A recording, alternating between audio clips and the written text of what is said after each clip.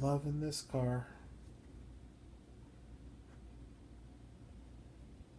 That thing is a gem. And you can't look at one yellow Kyosho exotic without looking at another.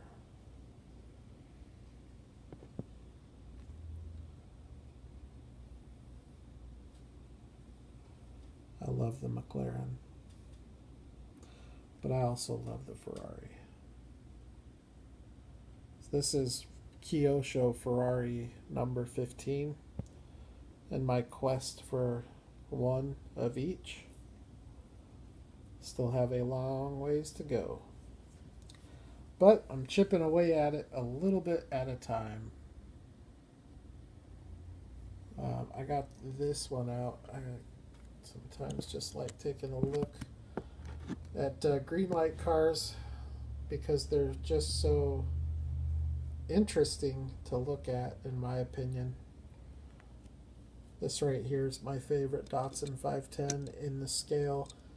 I know that's almost sacrilege when you're talking about all of the TLV, like, you know, the TLV 510s, the Daido 510s, the Konami 510s, the M2. There's so many of them, but I find this one to be the nicest looking. Now, I like the detail and build quality of the TLV, but I like the proportions, the stance, and the wheels and tires on this one. If you could take this look with a TLV build quality, that would be ideal. But, you know, the other thing is the TLV is scale accurate. And Greenlight, while it's close, it's obviously not. The proportions are a little inaccurate. But sometimes when you're scaling down a car, or anything for that matter, you have to change the scale on certain features of whatever it is to keep it proportionate. So I think this 510 is a fantastic looking car. This is my favorite, by far, my favorite M2 Hako Skyline, and there's a nice little side-by-side of two great-looking silver cars. And both of those, I mean, as you look at those, both of those could pass for premium import type stuff.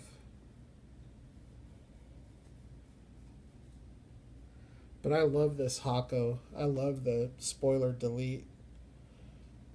I love the color. It's like a champagne silver-ish color. I know I just showed this not too long ago, but it looks too nice to be an M2, in my opinion.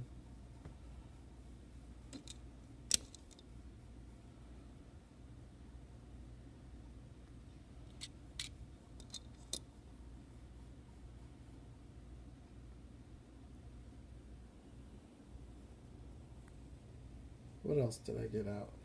Oh yeah, this thing here.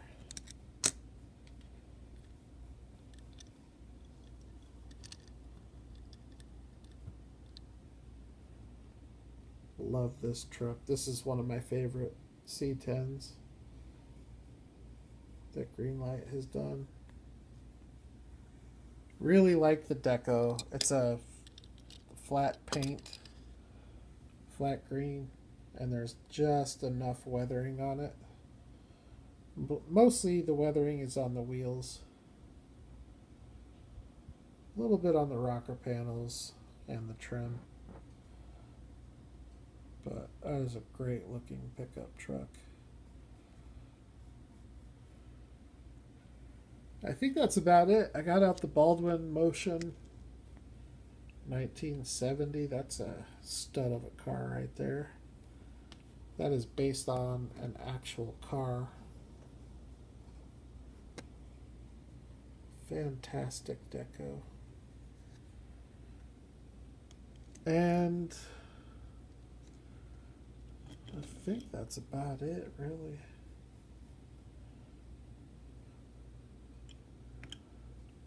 I do still have this.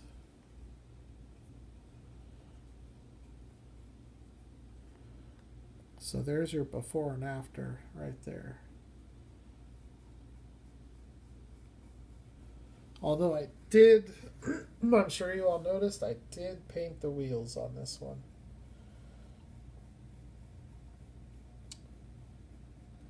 Which I think makes it look a lot better. But I really do like the weathered look.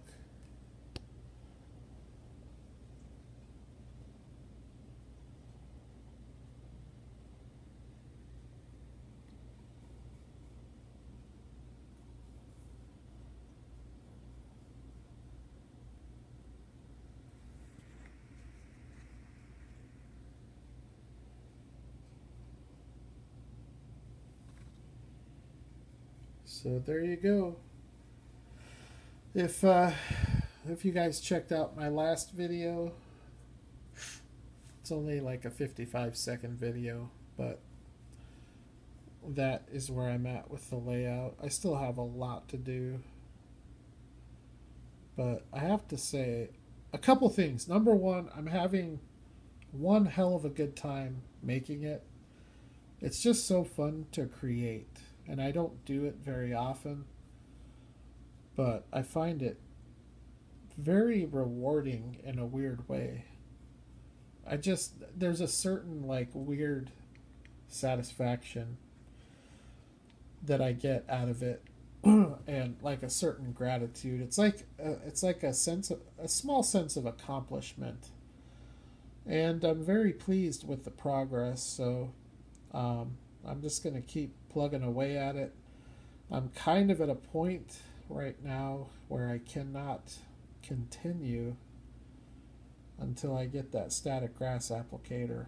So I need to just buckle down and buy it. If any of you want to help support that and you want to buy some diecast from me to help fund the static grass applicator, contact me on Instagram and we'll see if I can throw some cars together. I'm trying to raise, it's probably going to be between $60 and $70 to buy it. So if any of you are interested in helping, I'm not asking for donations. I'm just saying that if you're interested in helping support that, contact me on Instagram and I will see if I have some cars for sale that you might be interested in. And maybe we could do it that way and I can get that thing ordered. Otherwise, I'm just going to have to bite the bullet and order it.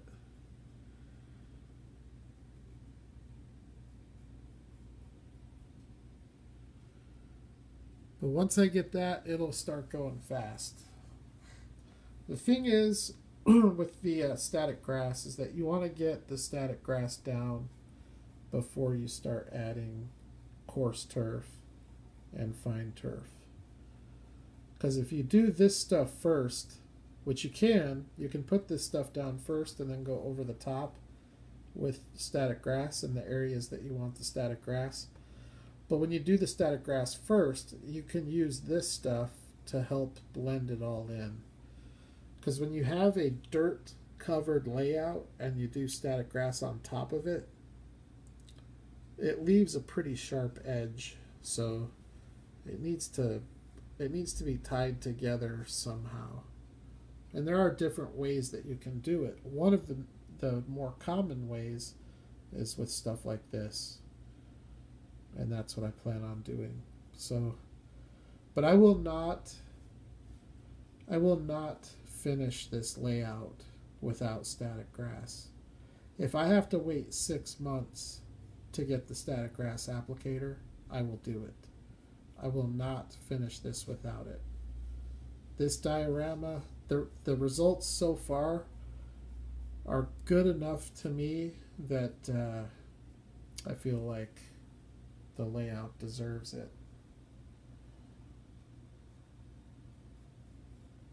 And I have a ton of trees. Actually, I can show you guys. When Hobby Lobby was closing out their trees,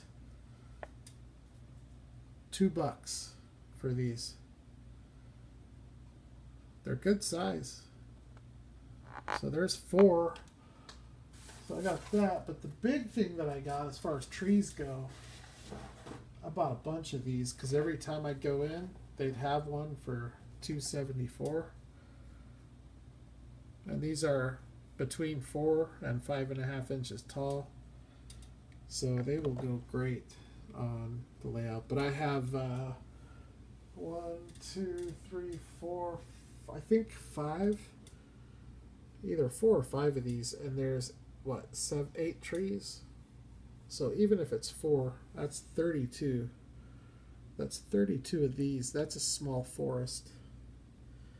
But the point that I'm trying to make is that the new layout is not going to look barren like this one.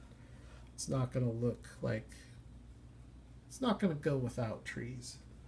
It's going to have a lot of trees. A lot of different types of trees. I also found these for $1. These ones are cheap to begin with. They're only $5 for a pair. But these were $1.24. The thing with doing these layouts is the most expensive part of the layout is right here, the trees. And I have this one, which I can put on that layout.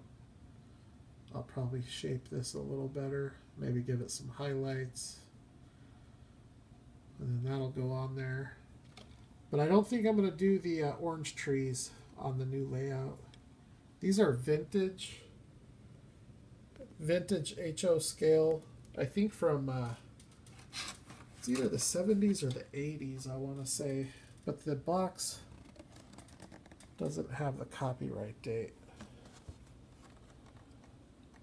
I got these at an antique mall for like $3, and it was 4 trees. And they're not bad trees. They're nice little trees.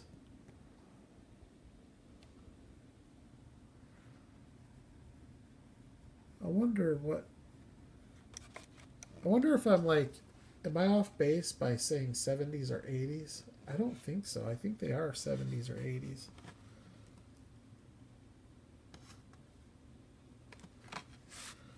I don't know. But what I'm thinking is whoever buys this layout from me will get the 4 orange trees.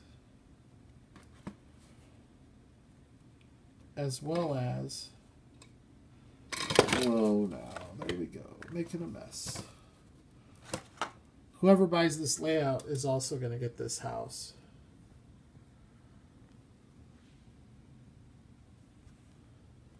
The Pepsi can, though, that's going to cost extra.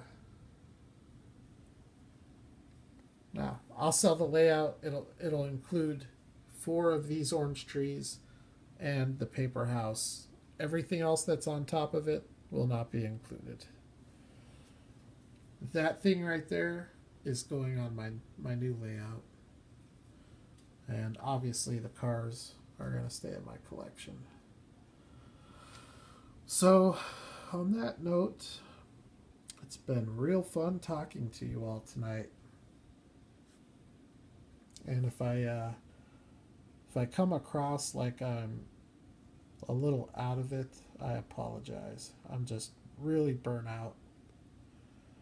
So, on that note, I'm going to call it a night and go to bed. And I will holler at you all at the next video.